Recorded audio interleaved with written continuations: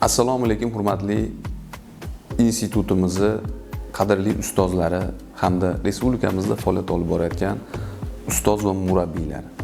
Xabaringlar bor, kuni kecha hurmatli prezidentimiz Shavkat Miromonovich boshchiligida respublikamizda faoliyat olib borayotgan barcha professor, o'qituvchilar va ustozlarga bag'ishlangan tabrigini o'qib eshittirdi va juda ham katta yig'ilish bo'lib o'tdi.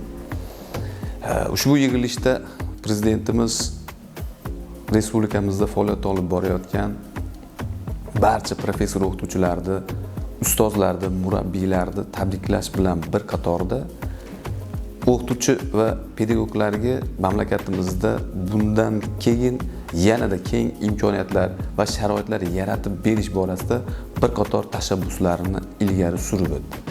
Xabarimiz bor, bundan 8 yil oldin respublikamizda 77 ta oliy ta'lim muassasasi faoliyat olib borgan bo'lsa, bugungi, ya'ni 2025-yilga kelib oliy ta'lim muassasalari soni 202 taga yetdi va bu oliy ta'lim muassasalarida tahsil olayotgan talabalarning soni 252 mingdan 1,5 million taga yetdi.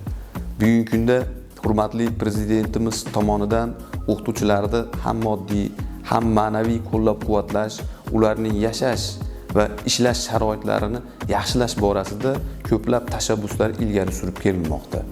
Xususan, kelasi o'quv yilidan boshlab 15 yillik pedagogik stajga ega bo'lgan oliy toifali pedagoglar uchun ipoteka kreditlari badal to'lovining 25% davlat budjet hisobidan to'lab beriladigan bo'ldi.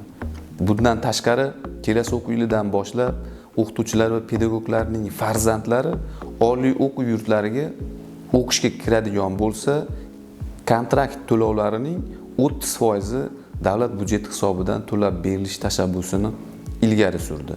Xususan, bundan tashqari boshqa fan o'qituvchilari singari boshlang'ich ta'lim o'qituvchilari uchun ham milliy sertifikat joriy qilinadigan bo'lib, agar ushbu sertifikatga loyiq deb topilgan o'qituvchilar 15% oyligiga ustama haqlari qo'shib beriladigan bo'ldi.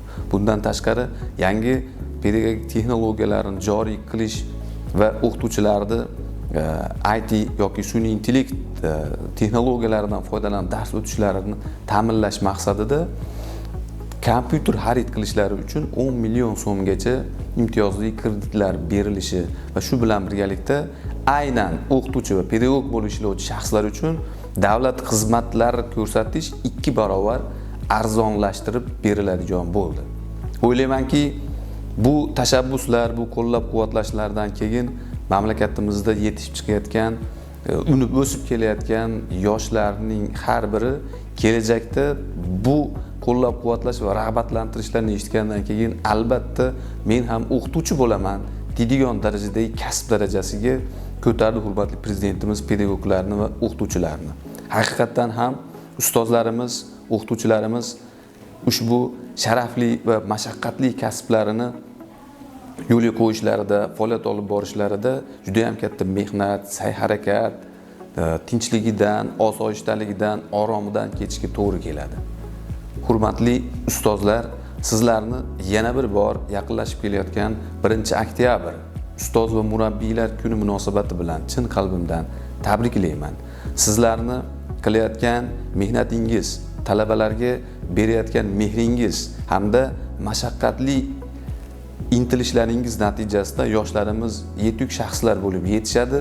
Jamiyatimiz, xalqimiz, davlatimiz, millatimiz tinchligi, barqarorligi va yuksalishida xizmat qilishadi.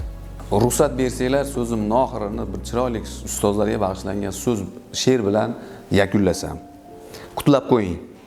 Umr o'tar goho shodlik, goh g'am bilan. Hayot go'zal, turmushdagi ko'z kam bilan. Muallimlar qadr topgan kundir bugun, ustozlarni qutlab qo'ying bayram bilan. Ayting do'stlar, baxt qayda sotiladi, qadr qimmat mehnat bilan topiladi. Bugun bayram, g'am daftari yopiladi, ustozlarni qutlab qo'ying bayram bilan. Vatan, barcha o'g'ling, qizing yaxshi, halol rizqing bergan halol tuzing yaxshi, bayramga boy bahor u yoz kuzing yaxshi, ustozlarni qutlab qo'ying bayram bilan.